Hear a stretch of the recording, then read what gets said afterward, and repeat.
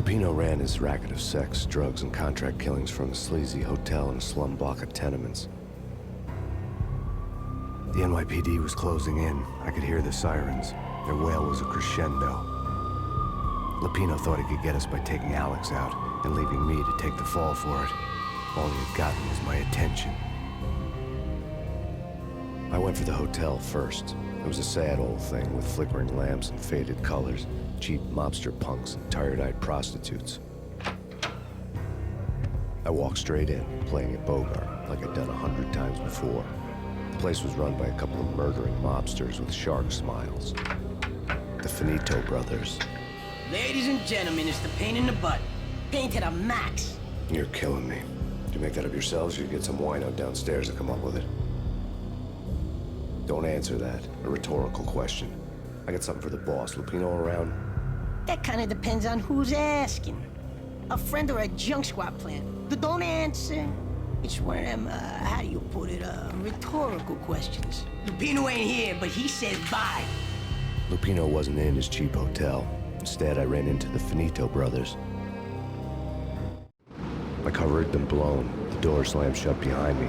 And then I was dodging bullets like raindrops.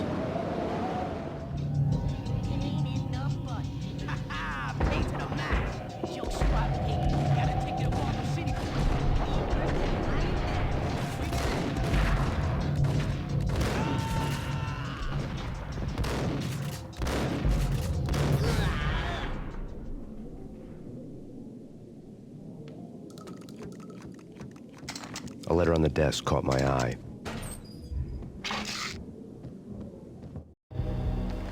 I had met Lupino only once. The gangster ran all his rackets through his right-hand man, Vinny Gognitti. Gognitti was a high-strung whiner on the verge of breaking apart, like an overamped Energizer bunny. He had the brains to run the business, but he lacked the balls, always falling short, taking his frustration out on underage addicts and call girls. The V deal goes down at your hotel. Jack's exact words, quote, "Vinny, you're in charge of this one," unquote. Rico Muerte's coming to see it through. Anything goes wrong and everybody's gonna get dead. Goes double for you. Treat this guy real good. Anything he wants, you give him. Don't screw this up or you're finito, finitos. A V deal meant added security, locked doors, and lots of nervous thugs with itchy trigger fingers. I'd seen nothing coming in, but that didn't mean it hadn't been there. Rico Muerte was a regular Kaiser Soze, a spook story told to keep the apes in line. 313. The Finitos had scribbled Muerte's room number on the note's margin. Bosses! Everything all right? Bosses! Joey! Vigilio! You all right in there? They're not answering. Go to the others. Tell them to come quick. Okay, but we can't wait for them. We gotta go in now. Bosses! We're coming in! There he is!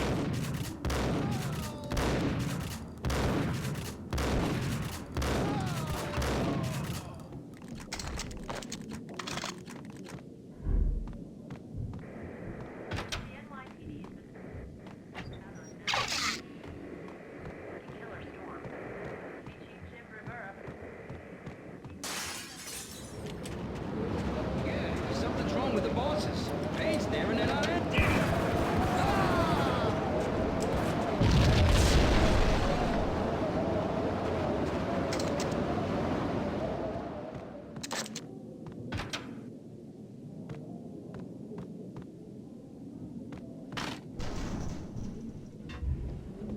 Hey,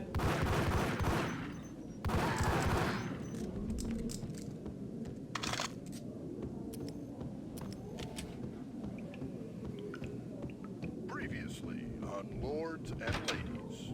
Lady Amelia, Marquis Valentine asks for an audience. Thank you. what does? My lady. And now, an all-new episode of Lords and Ladies, brought to you in part by Acer Corporation.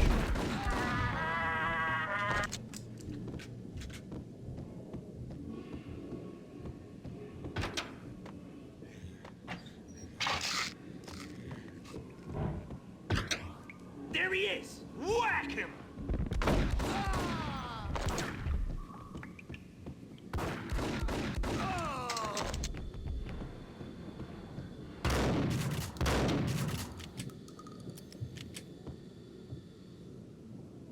Piece of crap! Ooh, careful. It might kick back. Whack!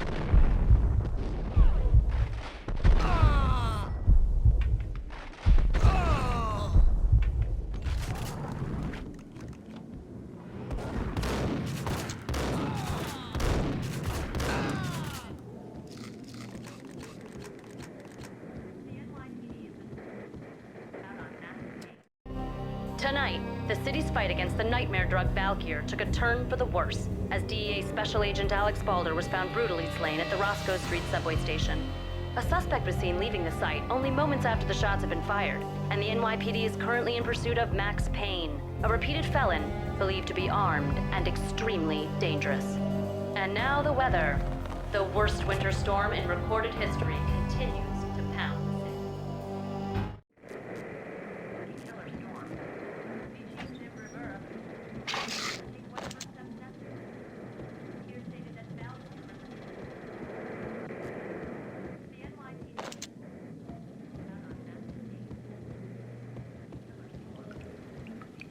V-head junkies could go off without a warning. I had to be careful. Think I'm dead?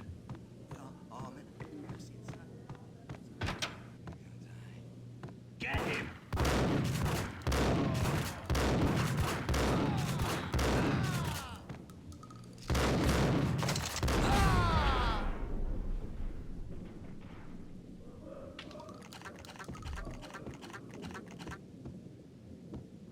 I'd found Muerte's room. Muerte had received a letter. Our investigation had turned up nothing to link Angelo Punchinello, the head of the Punchinello family, to Valkyr. All tracks had ended with Jack Lupino. The letter in Muerte's room was signed by the Don himself. It was the first hint that the Kingpin knew what was brewing inside his syndicate. The trouble you got into after the Chicago screw-up. The Punchinello family bailed you out. You have been waiting for a chance to pay us back.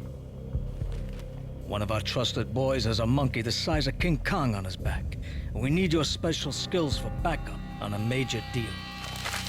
Collecting evidence had gotten old a few hundred bullets back. I was already so far past the point of no return, I couldn't even remember what it looked like when I had passed it.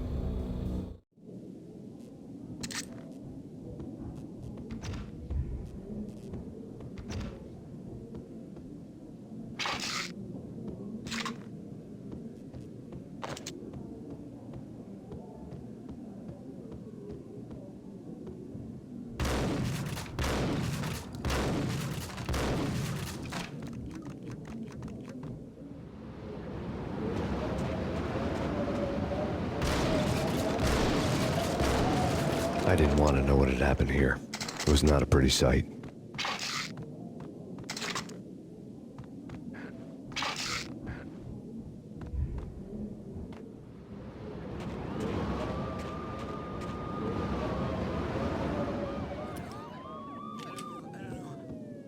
He's coming.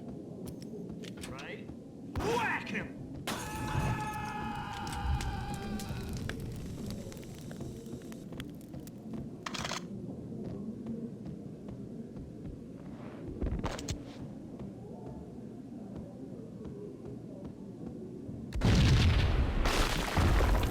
What the hell? Told you. God damn. I thought it was a bomb for sure. Hold it!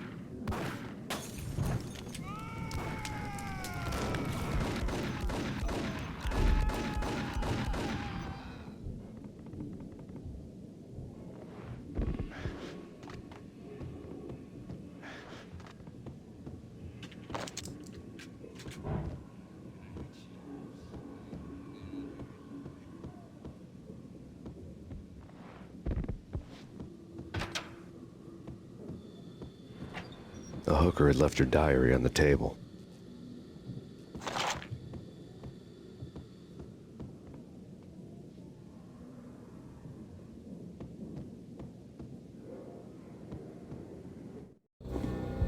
The diary belonged to a hooker named Candy Dawn. The read would have made a vice cop blush. Had talks with the mystery hag over the phone again. Sent her the latest One-Eyed Alfred tape. As long as the hag keeps paying for the tapes, the old man could come every day for all I care. She had a nice sideline, making secret X-rated flicks of her clients and selling them to the highest bidder.